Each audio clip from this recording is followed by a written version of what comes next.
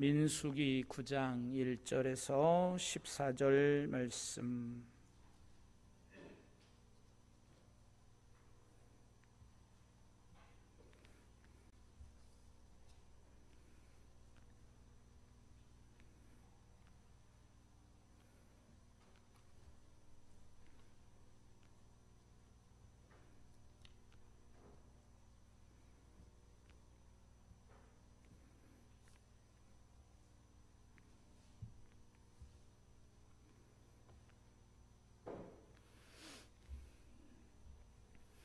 다 찾으셨어요?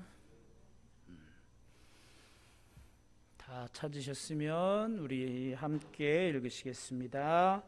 애굽 땅에서 나온 다음 해 첫째 달에 여호와께서 시내 광야에서 모세에게 말씀하여 이르시되 이스라엘 자손에게 유월절을 그 정한 기일에 지키게 하라. 그 정한 기일 곧 이달 14째 날 해질 때에 너희는 그것을 지키되 그 모든 율례와 그 모든 규례대로 지킬지니라. 모세가 이스라엘 자손에게 명령하여 유월절을 지키라 하매 그들이 첫째 달 14째 날 해질 때에 시내 광야에서 유월절을 지켰으되 이스라엘 자손이 여호와께서 모세에게 명령하신 것을 다 따라 행하였더라. 그때에 사람의 시체로 말미암아 부정하게 되어서 유월절을 지킬 수 없는 사람들이 있었는데 그들이 그날에 모세와 아론 앞에 이르러 그에게 이르되 우리가 사람의 시체로 말미암아 부정하게 되었거니와 우리를 금지하여 이스라엘 자손과 함께 정한 기일에 여호와께 헌물을 드리지 못하게 하심은 어찌함이니까. 모세가 그들에게 이르되 기다리라. 여호와께서 너희에게 대하여 어떻게 명령하시는지 내가 들으리라. 여호와께서 모세에게 말씀하여 이르시되 이스라엘 자손에게 말하여 이르라. 너희나 너희 후손 중에 시체로 말미암아 부정하게 되든지 먼 여행 중에 있다 할지라도 다 여호와 앞에 마땅히 유월절을 지키되 둘째 달 14째 날 해 질 때에 그것을 지켜서 어린 양의 무교병과 쓴 나물을 아울러 먹을 것이요 아침까지 그것을 조금도 남겨두지 말며 그 뼈를 하나도 꺾지 말아서 유월절 모든 율례대로 지킬 것이니라. 그러나 사람이 정결하기도 하고 여행 중에도 있지 아니하면서 유월절을 지키지 아니하는 자는 그 백성 중에서 끊어지리니 이런 사람은 그 정한 기일에 여호와께 헌물을 드리지 아니하였은즉 그의 죄를 담당할지며 만일 타국인이 너희 중에 거류하여 여호와 앞에 유월절을 지키고자 하면 유월절 율례대로 그 규례를 따라서 행할지니 거류민에게나 본토인에게나 그 율례는 동일할 것이니라. 아멘. 할렐루야. 오늘도 이 저녁 주의 전에 오르신 여러분들을 주님의 이름으로 환영하고 축복합니다. 오늘도 이 시간 주님의 은혜가 함께 하시기를 또한 축원합니다. 오늘 우리가 이제 민수기 9장의 말씀을 함께 또 이제 은혜를 나눕니다. 민수기 9장은 크게 여러분들의 성경을 책을 보시면 두 개의 단원으로 이제 분류되어지고 있습니다. 오늘 우리가 읽은 1절에서부터 14절의 말씀은 광야에서 그들이 지키는 이제 유월절에 관한 그런 규례이고요. 오늘 읽지 않았지만 15절 이하부터는 이제 이스라엘 백성들이 하나님의 인도하심을 받는 그런 장면, 드디어 광야에서 이제 행진을 시작하는데 그들이 어떻게 행진을 하고 있는지를 보여주고 있는 그러한 말씀입니다. 여러분, 이 9장은 제가 전에도 말씀드렸지만 1장에서부터 10장까지 두드러지는 이 본문의 그 특성을 보면 모세를 통해서 하나님이 명령하시고 그 하나님의 명령에 따라 그들이 다 순종하였다라고 하는 거예요. 그래서 명령을 따라 지켰다라고 하는 것을 계속해서 오늘 이 본문 속에서도 말씀해 주고 있는 그런 것을 볼 수가 있습니다. 그래서 이제 2절 3절에도 보면 하나님이 그 모든 율례 또 그 모든 규례대로 지킬지라 이렇게 말씀하시고 있고, 또 이제 또 계속해서 5절에도 보면 모세에게 명령하신 것을 다 따라 행하였더라 이렇게 말씀하고 있어요. 그래서 명령하시고 그들이 따라 지켰다라고 하는 거, 즉 광야에서는 하나님의 말씀에 온전한 순종, 이거밖에 없었다라고 하는 것입니다. 그리고 우리가 7장 8장에서 계속해서 또 은혜를 나눴지만 이 7장부터 시작되는 7장 1절에서 말하면 성막 세우기를 마치는 날에 이렇게 시작되고 있어요. 그래서 이 9장 또한 이제 7장과 8장의 시간적 측면으로는 이 연장선에 있다고 보시면 됩니다. 그래서 7장에서는 성막 세우기를 마치는 날에 뭐 했습니까? 각 12지파의 지휘관들이 매일 한 지파씩 와서 하나님 앞에 그들이 봉헌물을 드렸습니다. 그리고 나서 8장에서는 레위인을 봉헌합니다. 그리고 레위인들을 다 이제 봉헌하였고 요제로 흔들어 드렸으니까 그들을 다 제사장에게 소속되게 해서 레위인의 직무를 감당하도록 그렇게 했습니다.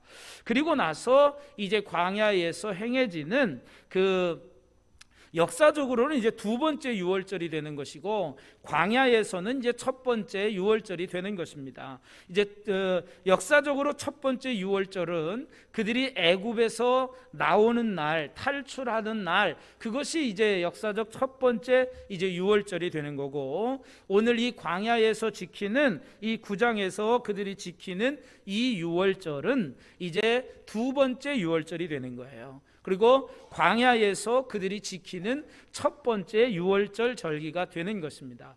그래서 하나님은 모세에게 이 유월절을 지키라 이렇게 말씀하고 있습니다. 그래서 2절 말씀에 보면은 이제 그 정한 기일에 이 유월절을 지키게 해라 그랬어요.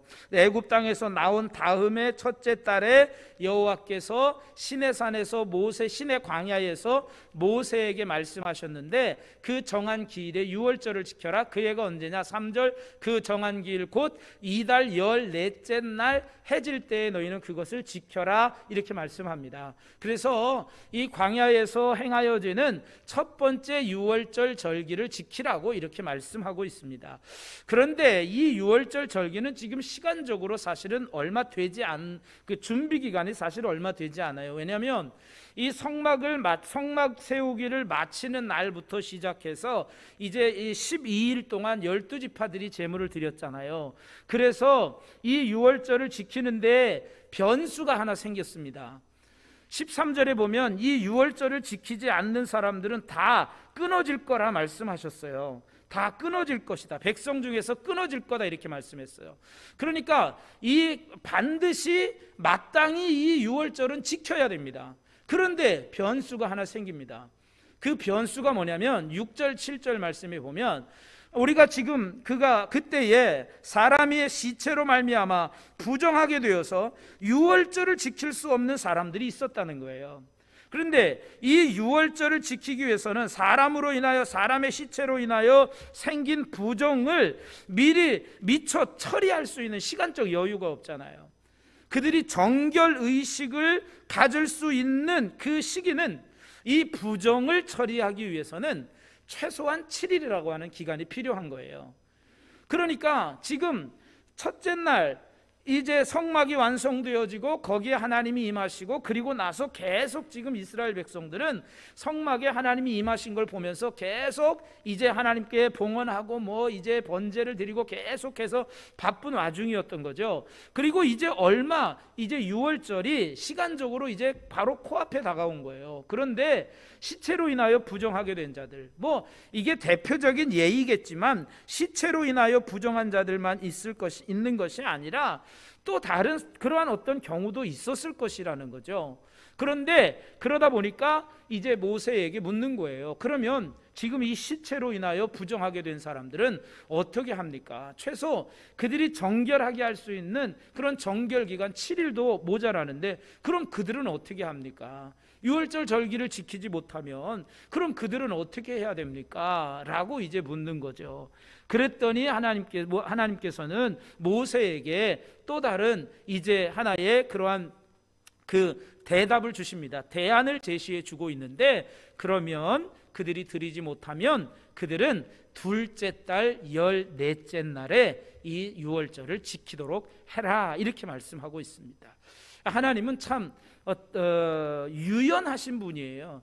하나님은 어떤 때는 정말 고지고대로 하시는 분이기도 하지만 하나님은 또 이 사람들에게 이렇게 또한 너그러움도 베풀어 주시는 그런 하나님이라고 하는 거예요. 그런데 여기 보면 이 유월절이라고 하는 것에 대한 하나님은 형식을 중요시하지 않아요. 저도 이 말씀을 준비하면서 제가 지난주에도 말씀드렸지만 우리가 참 추수감사주의를 한 주 미루면서 참 고민과 갈등이 됐어요. 이거 뭐 대강절기에 사실 대강절기는 교회력의 시작이거든요.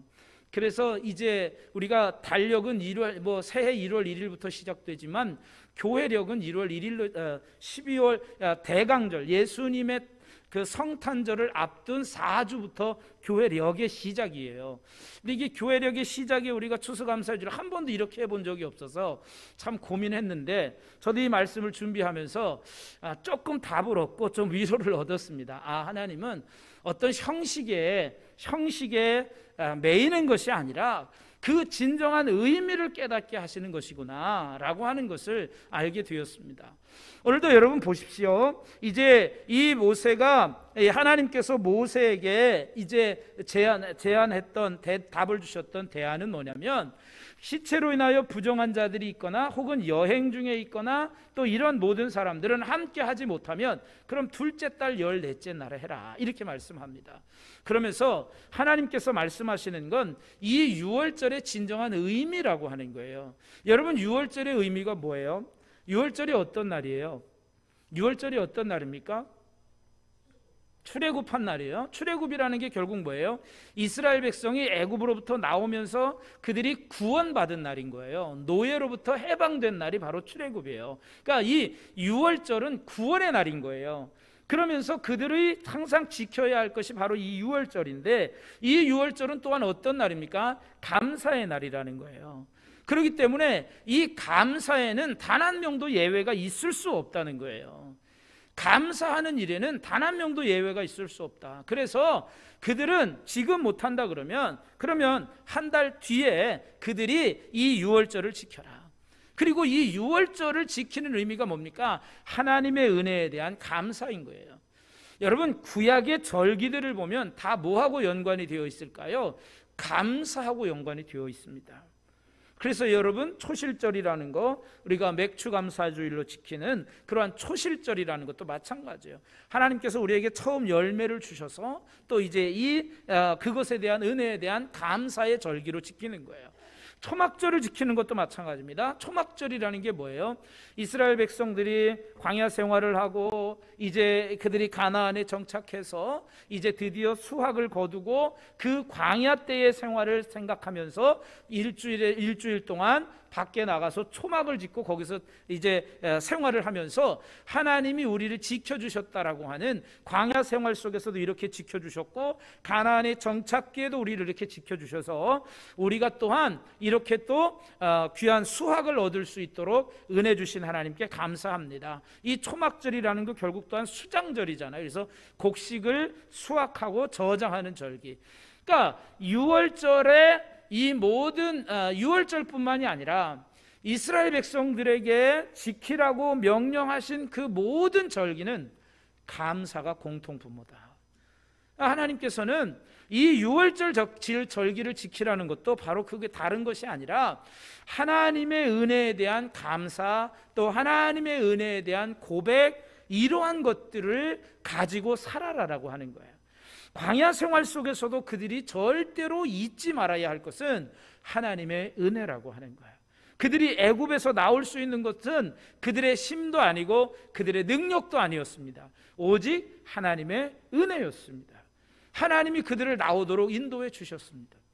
그래서 이 유월절 절기를 지키도록 하나님께서 이 모세에게 명령하시는 것은 오직 하나님의 은혜에 대한 감사라고 하는 거예요. 감사.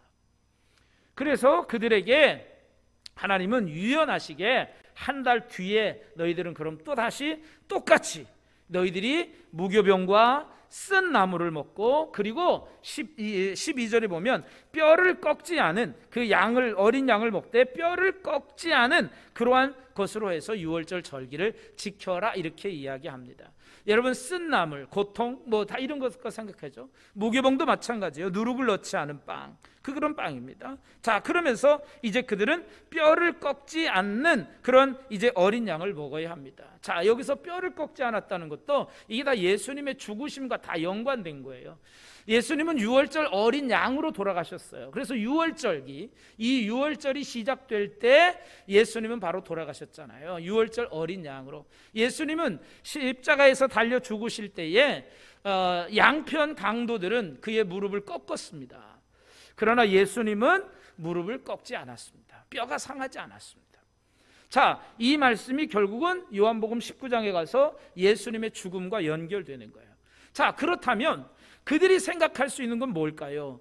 이 유월절 절기를 통해서 고난과 고통을 생각하는 거예요. 그러면서 자신들이 과연 누구 때문에 이렇게 구원을 얻었는가? 하나님 때문에 구원을 얻었다라고 하는 것을 기억하게 하는 거죠. 고통, 쓴 나물 이런 걸 먹으면서. 자, 그렇다면 오늘날 이 유월절, 우리는 유월절을 지키지는 않습니다. 그렇다면 이 유월절은 오늘날에 뭐로 볼 수 있을까요? 오늘날 우리가 예배하는 것으로 우리가 생각하면 됩니다. 여러분, 우리가 예배하는 것도 무엇 때문에 우리가 예배합니까? 하나님의 은혜에 대한 감사로 하나님께 예배하는 거예요. 그래서 우리는 예배의 형식보다 예배의 의미를 더 중요시해야 된다라고 하는 거예요. 단순히 예배에 참석하는 것만으로 우리가 할 도리를 다 했다고 만족해서는 되는 게 아니라, 그러면 예배를 통해서 어떤 것들을 해야 되느냐? 예배를 통해서 하나님의 은혜를 기억해야 되고요, 예수님의 죽으심을 기억해야 되고요, 예수님이 나를 위해서 죽으시고 나를 구원해 주셨다라고 하는 그 구원의 은총을 기억하면서 감사하면서 나는 내가 이제부터는 그리스도인으로 살아가겠다라고 하는 그런 결단과 다짐이 있는 것이 바로 예배입니다. 그러니까 우리가 예배를 그냥 뭐 왔다 가는 것으로 생각해서는 안 되고 이런 결단이 있어야 되는 거예요. 자, 그렇다면 왜 이 힘들고 어려운 광야에서, 그리고 여러분 9장에서도 우리가 이어지지만 15절 이하 또 이제 10장으로 넘어가게 되면 이제 광야 생활을 하는, 광야의 행진을 하는 이야기를 해주고 있는데, 왜 이 광야의 행진에 앞서서 이 유월절 절기를 지키라고 했을까? 이 유월절 절기를 지키라고 말씀하시는 것은 결국 하나님의 은혜, 하나님의 이 구원의 은혜를 기억하면서 너희들이 이 광야 생활을 시작하라는 그런 의미가 있는 거예요. 그래서 하나님의 백성으로서 이 광야를 살아가는 우리 하나님의 백성들이 어떠한 마음으로 살아가야 하는가를 우리들에게 말씀해 주고 있는 것입니다. 그래서 하나님의 은혜 또한 주님의 그러한 거룩한 희생을 우리가 늘 생각하면서 살아가는 그러한 참 예배자의 모습으로 살아가기를 주님이 원하셔서 이러한 유월절 절기를 그들에게 명명하시고 있는 것입니다. 그래서 그들은 이제 광야 생활을 하면서 구원받은 백성으로서 어떻게 살아가야 할 것이냐, 우리는 하나님의 구원받은 백성으로서 어떻게 살아가야 할 것인지를 다짐하고 고백하게 만드시는 거예요. 그러면서 그들이 광야 생활에 드디어 광야 행진의 첫 발을 내딛게 하는 거예요.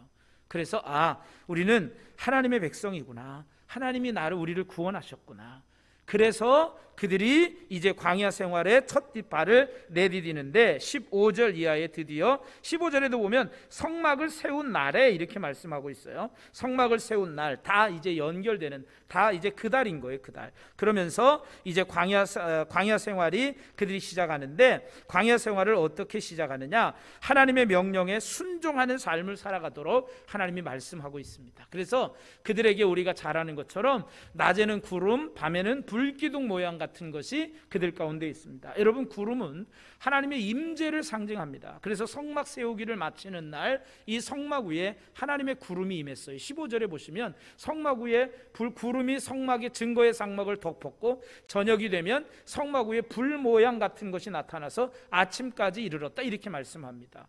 그러니까 이게 구름은 임재의 상징이기도 하고요, 구름은 또한 인도의 상징이기도 합니다. 자, 이스라엘 백성들이 광야에서 행진하는데 낮에는 구름, 밤에는 불, 이것이 이스라엘 백성들을 인도해 갑니다. 그러니까 광야 생활의 시작, 즉 하나님의 백성의 삶은 오직 하나님의 인도에 순종하는 삶이다라고 하는 걸 보여주고 있는 거예요.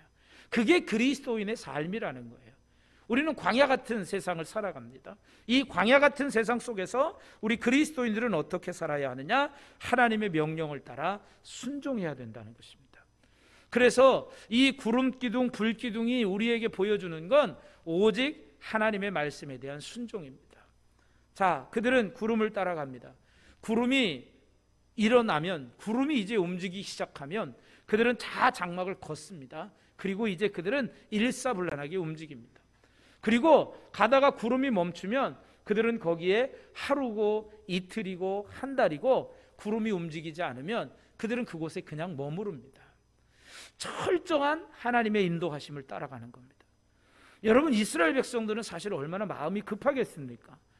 지금 우리가 출애굽에서 사실 직선거리로 해안도로, 블레셋 지역을 통해서 해안도로로 지도상에 보면 해안도로로 따라가면 불과 일주일에서 열흘이면 가요.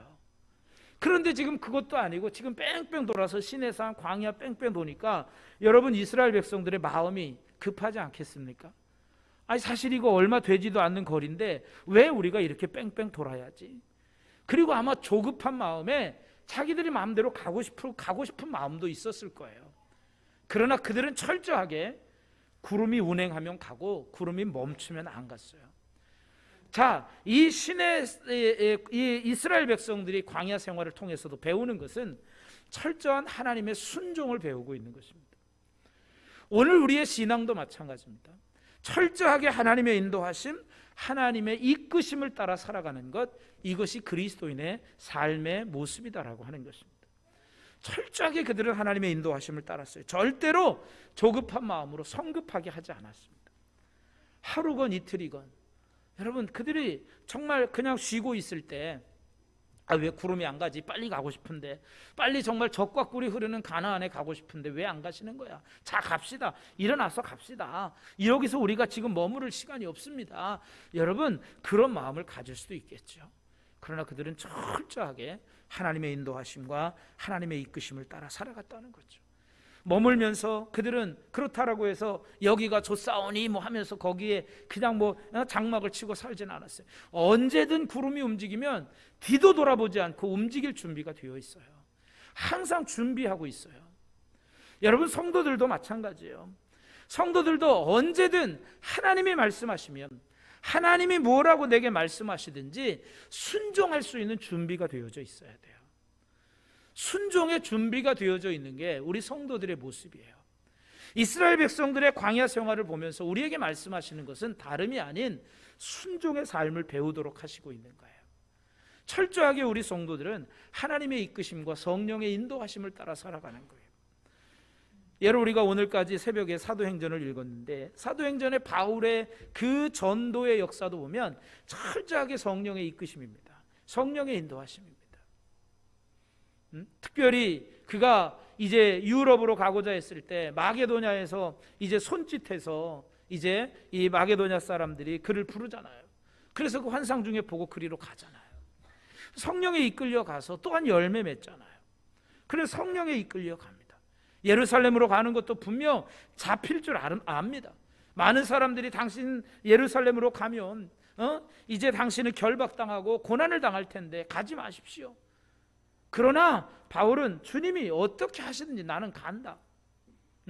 그러면서 그는 성령의 이끄심을 따라 그는 고난의 길이라도 바울은 순종하며 갔습니다. 순종하며 바울은 이제 순교의 길을, 그 걸음을 걸어가고 있는, 주님의 인도하심을 따라 살아가고 있는 그러한 모습을 봅니다. 바울은 언제든지, 바울이라고 왜 한 곳에서 정주 목회를, 요즘 말로 말하면 왜 정주 목회를 하기를 싫어했겠습니까? 그가 가는 곳마다 복음을 전하고 또 표적이 일어나고 교회가 부흥하고, 그다음 아마 그곳에서 그냥 돌아다니는데 힘든데 나를 뭐 반겨주는 사람도 없고, 가는 데마다 유대인들이 쫓아와서 공격하고, 심지어 막 이웃에 있는 유대인들까지 쫓아와가지고 바울을 공격하고 이러고 있는 판에, 바울이라고 왜 한 곳에서 또 그렇게 하고 싶지 않았겠습니까? 그러나 그러함에도 불구하고 바울은 오직 성령의 이끄심을 따라 그가 순회하면서 복음을 전파하며 교회를 세워가는 그러한 일들을 감당했다라고 하는 것입니다. 우리는 언제든지 이러한 모습을 통해서 이 광야에서 구름의 이끄심을 받고 구름의 인도하심을 받는 이스라엘 백성들의 모습처럼 하나님의 명령을 따라 가기도 하고 멈춰서기도 하고 그 명령을 따라 움직이는 성도들이 되어야 한다는 것입니다. 자, 그러면서 이것이 바로 구원받은 백성으로서의 합당한 삶의 비결이라는 것을 우리에게 가르쳐주고 있습니다. 또 한 가지, 하나님의 백성, 하나님의 구원받은 백성으로서의 합당한 삶은 무엇이냐? 23절 말씀 보면 이렇게 말씀합니다. 곧 그들이 여호와의 명령을 따라 진을 치며 여호와의 명령을 따라 행진하고 또 모세를 통하여 이르신 여호와의 명령을 따라 여호와의 직임을 지켰더라, 이렇게 말씀합니다. 여기 보면 명령을 따라 치고 명령을 따라 행진하고 명령을 따라 지키고, 23절 말씀만 해도 벌써 명령이라고 하는 단어가 세 번씩 나와요. 그리고 그들은 따랐다 그대로 순종했다. 그러면서 한 가지 더, 그들은 여호와의 직임을 지켰더라, 이렇게 말씀합니다. 직임이라고 하는 게 뭘까요? 직임이라고 번역된 이 단어는 명령이나 임무라는 뜻입니다. 물론 여기서 이제 임무라고 명령이라고 말하면 저 앞에 다 명령이 다 있으니까 또 명령이라고 해석하긴 그렇고, 그들이 하나님께서 그들에게 맡겨주신 임무를 감당했다라고 하는 거예요. 자, 우리가 계속 인구조사, 또 이제 레위 가문의 자손들이 이제 그들에게 맡겨진 일들을 감당하는 거, 이러한 일들을 보면서 각자에게 맡겨진 일들 광야에서 다 있었어요. 그래서 광야 행군할 때도 다 순서대로 질서정연하게, 그리고 고핫, 무라리, 게르손 이런 자손들을 통해서 성막의 기구들을 다 어떻게 움직이고, 다 각자에게 맡겨진 일들이 다 있었어요. 그대로 다 순종했어요. 오늘 그들이 23절에 여호와의 직임을 지켰더라, 이 말씀 속에서도 보면 광야의 행진을 하는데 단 한 사람도 노는 사람은 없었을 거라는 거예요. 그들에게 다 그들이 해야 할 사명이 있었고 그들이 해야 할 임무가 있었다는 거죠. 그런데 그들은 바로 그 임무를 다 지켰다는 거예요. 여러분, 오늘 우리도 하나님의 나라를 향하여 살아가는, 하나님의 나라를 향하여 나아가는 그런 하나님의 백성들입니다. 우리도 하나님이 약속하신 하나님의 땅, 하나님의 나라에 들어갈 때까지 우리도 우리에게 맡겨진, 또 주님께서 우리에게 주신 명령이 있고 임무가 있습니다. 교회에서도 우리에게 맡겨주신 임무가 있고 명령이 있습니다. 우리에게 맡겨진 각자의 또한 소명이 있습니다. 사명이 있습니다. 이 사명들을 우리는 잘 감당해야 된다는 것입니다. 하나님의 명을 쫓아 진을 치고 행군하는 일을 반복하는데 각자의 성실한 임무 수행도 절대적으로 요구되고 있다는 겁니다. 오늘도 우리에게 맡겨진 임무를 절대적으로 수행할 수 있는 저와 여러분이 되시기를 주님의 이름으로 간절히 축원합니다. 그러므로 우리 성도로서 이 광야와 같은 인생길을 살아가는데, 이 광야와 같은 인생길을 걸어가는데 각자에게 주신 사명을 잘 감당해야 하는 것입니다. 또한 교회도 마찬가지입니다. 우리는 그리스도의 한 몸을 이루어 각자에게 직분과 은사가 있습니다. 우리는 하나님의 명령을 따라서 각자에게 맡겨주신 직분과 임무를 성실하게 수행해야 합니다. 그래서 우리는 온전한 그리스도의 몸으로서의 교회를 세워나가는 겁니다. 이게 에베소서에서 말씀하고 있는 그런 내용이기도 한 거죠. 그러므로 이스라엘 백성들이 구름기둥과 불기둥을 따라 순종한 것과 같이 오늘 우리도 하나님의 말씀을 따라 온전히 순종의 삶을 살아가시기를 주님의 이름으로 간절히 축원합니다. 이스라엘 백성들을 인도하신 그 구름기둥, 불기둥은 바로 오늘 하나님은 우리에게 하나님은 말씀으로 우리를 인도해 주십니다. 그래서 우리는 하나님을 바라보고 살아가시기를 바랍니다. 이스라엘 백성들이 광야에서 무엇을 보고 살았을까요? 자, 구름이 가나 안 가나 그 구름만 보고 살았어요. 구름을 주목하고 살았어요. 구름이 움직이나 안 움직이나 그 구름을 주목하고 살았어요. 그렇다면 오늘 우리는 누구를 주목해야 할까요? 바로 말씀이신 예수님, 바로 말씀이신 주님, 우리를 인도해 가시는, 우리를 이끌어 가시는 하나님을 주목해야 한다라고 하는 것이죠. 그래서 날마다 하나님의 말씀을 붙잡고 하나님의 말씀에 순종하는 삶을 살아가기를 주님의 이름으로 간절히 부탁을 드립니다. 마지막으로 또한 나에게 맡겨주신 사명을 감당하고 주님의 몸된 교회를 세워가며 광야와 같은 인생길을 주님과 동행하는 저와 여러분 모두가 다 되시기를 주님의 이름으로 간절히 축원합니다.